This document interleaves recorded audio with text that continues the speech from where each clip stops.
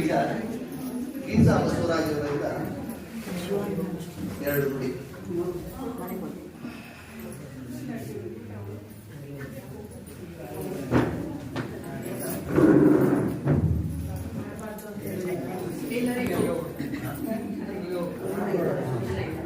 ಎಲ್ಲರಿಗೂ ಶರಣ ಶರಣಾರ್ಥಿ.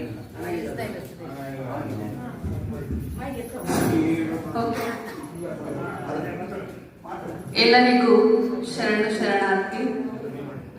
ಈ ದಿನ ಶ್ರೀ ವೀರಭದ್ರ ಸ್ವಾಮಿ ಗೋಷ್ಠಿ ಅಕ್ಕನ ಬಳಗದವರ ವತಿಯಿಂದ ಒಂದು ಯೂಟ್ಯೂಬ್ ಚಾನೆಲ್ ನ ಲೋಕಾರ್ಪಣೆ ಕಾರ್ಯಕ್ರಮ ನಡೀತಿದೆ. ಈ ಕಾರ್ಯಕ್ರಮ ನಮ್ಮ ಅಮೃತ ಹಸ್ತಗಳಿಂದ ಲೋಕಾರ್ಪಣೆ ಮಾಡಿದ್ದು ಒಂದು ಸಂತಸದ ಕ್ಷಣ, ಸಂತಸದ ಸಂಗತಿ ಅಂದ್ರೆ ತಪ್ಪಾಗೋದಿಲ್ಲ. ಯಾಕಂದ್ರೆ ನಮ್ಮ ಸ್ಥಳೀಯವಾಗಿರ್ತಕ್ಕಂಥ ಎಷ್ಟೋ ಪ್ರತಿಭೆಗಳನ್ನ ಗುರುತಿಸಿ ಅವರ ಅಮೃತ ಹಸ್ತದಿಂದ ಇದನ್ನ ಲೋಕಾರ್ಪಣೆ ಮಾಡಬೇಕು ಅಂತ ಒಂದು ಆಲೋಚನೆ ಬಂದಿರೋದೇ ನಮ್ಗೆ ಒಂದು ಸುಸಂಗತಿ. ಆದ್ರೆ ಇದಕ್ಕೆ ನಾನು ತಡವಾಗಿ ಬಂದೆ, ಕ್ಷಮೆ ಯಾಚಿಸ್ತೀನಿ. ಯಾಕಂತಂದ್ರೆ ನಾನು ಊರಲ್ಲಿ ಇರ್ಲಿಲ್ಲ, ಶ್ರೀನಿವಾಸಪುರಕ್ಕೆ ಫಂಕ್ಷನ್ ಇತ್ತು, ಅಲ್ಗೋಗಿದ್ದೆ, ಅದಕ್ಕೆ ತಡವಾಗಿ ಬಂದೆ. ನೀವೆಲ್ಲರೂ ಈ ಒಂದು ಅವಕಾಶವನ್ನ ಕೊಟ್ಟಿದ್ದಕ್ಕೆ ತುಂಬ ಹೃದಯದಿಂದ ನಾವೆಲ್ಲ ಮಹಿಳಾ ಸಾಧಕರಿಂದ ನಿಮ್ಗೆ ಧನ್ಯವಾದಗಳನ್ನ ಅರ್ಪಿಸ್ತಾ, ಹಾಗೆ ನಿಮ್ಮ ಯೂಟ್ಯೂಬ್ ಚಾನಲ್ಗೆ ಏನು ಹೆಸರಿಟ್ಟಿದ್ದೀರಾ ಅಂತ ಅಕ್ಕನ ಬಳಗ ವಿಜಯಪುರ ಒಂದು ಅನುಭವ ಮಂಟಪ ಅಂತ ಇಟ್ಟಿದ್ರು ಚೆನ್ನಾಗಿರುತ್ತೆ. ಹಾಗೆ ಇದು ಇನ್ನೂ ಉತ್ತಮವಾದ ಸಾಧನೆಯನ್ನ ಬೆಳೀಲಿ. ಹಾಗೆ ನಂದು ಒಂದು ಯೂಟ್ಯೂಬ್ ಚಾನೆಲ್ ನ ಈಗಾಗಲೇ ಕ್ರಿಯೇಟ್ ಮಾಡಿದೀನಿ. 3 years ಇಂದ ಯೂಟ್ಯೂಬ್ ಚಾನಲ್ ಇದೆ.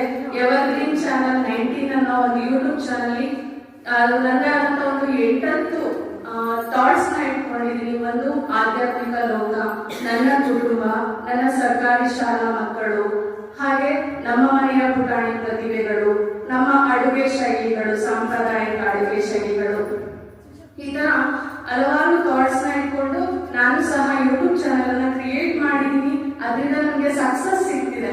ಯಾಕಂದ್ರೆ ನಮ್ಗೆ ಒಂದು ಟಿವಿ ನೋಡುವಂತ ಅಭ್ಯಾಸ ಇಲ್ಲ ಮುಖ್ಯವಾಗಿ, ಹಾಗೆ ಮೊಬೈಲ್ ಅನ್ನ ನೋಡ್ಕೊಂಡು ಇರುವಂತ ಅಭ್ಯಾಸ ಕೂಡ ಕಡಿಮೆ ಇದೆ. ಹಾಗಾಗಿ ನನ್ನ ಕ್ರಿಯೇಟಿವಿಟಿ ಏನಿದೆ ಅದನ್ನ ಯೂಟ್ಯೂಬ್ ಚಾನಲ್ ಅಲ್ಲಿ ಅಪ್ಲೋಡ್ ಮಾಡ್ತಿರ್ತೀನಿ. ಹಾಗೆ ನಿಮ್ಗೆ ಈ ಐಡಿಯಾ ಬಂದಿರ್ತಕ್ಕಂಥದ್ದು ಒಂದು ಗುಡ್ ಅನಿಸ್ತಿದೆ.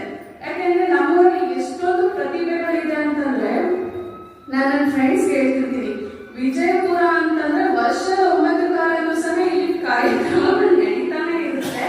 ಒಂದು ದಿನ ಸಹ ನಮ್ಗೆ ಬಿಟ್ಟಿರೋಲ್ಲ. ಫ್ರೆಂಡ್ಸ್ ಕೇಳ್ತಾರೆ, ಏನು ದಿನ ಒಂದೊಂದು ಪೋಸ್ಟ್ ಹಾಕ್ತಿರ್ತೀರಾ, ದಿನ ಬ್ಯುಸಿ ಇರ್ತೀರಾ ಅಂತ. ಹೌದು, ನಮ್ಮ ವಿಜಯಪುರ ಆಗಿದೆ.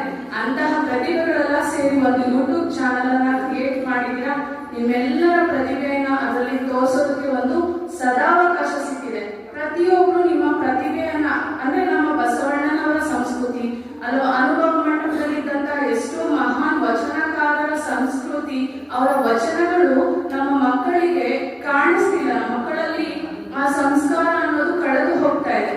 ಇಂತಹ ಒಂದು ಯೂಟ್ಯೂಬ್ ಚಾನಲ್ ಅನ್ನು ಕ್ರಿಯೇಟ್ ಮಾಡಿ ಅದರಲ್ಲಿ ನಿಮ್ಮ ವಚನಗಳ ಮುಖಾಂತರ ಆಗಿರ್ಬೋದು, ನಿಮ್ಮ ಹಾಡುಗಳ ಮುಖಾಂತರ ಆಗಿರ್ಬೋದು, ಅದನ್ನ ಹೊರಗಡೆ ತಂದಾಗ ತಂದೆ ತಾಯಿಗಳು ಮನೆಯಲ್ಲಿ ಮಕ್ಕಳಿಗೆ ಕೇಳಿಸ್ತಾರೆ. ಇದರಿಂದ ಮಕ್ಕಳಲ್ಲಿ ಸಂಸ್ಕಾರ ಅನ್ನೋದು ಅಲ್ಲಿಂದಲೇ ಬೆಳೀತಾ ಹೋಗುತ್ತೆ. ಒಂದು ಉತ್ತಮವಾದ ಕಾರ್ಯ ನಿಮ್ಮ ಈ ಅಕ್ಕನ ಬಳಗದ ಯೂಟ್ಯೂಬ್ ಚಾನಲ್ಗೆ ನನ್ನ ಕಡೆಯಿಂದ ಕೂಡ ಒಂದು ಗ್ರ್ಯಾಂಡ್ ಸಕ್ಸಸ್ ಸಿಗ್ಲಿ ಅಂತ ಆಶಿಸ್ತಾ ಈ ಅವಕಾಶವನ್ನ ಕೊಟ್ಟಿದ್ದಕ್ಕಾಗಿ ಮತ್ತೊಮ್ಮೆ ನಿಮ್ಮೆಲ್ಲರಿಗೂ ಧನ್ಯವಾದಗಳನ್ನ ಅರ್ಪಿಸ್ತಾ ನನ್ನ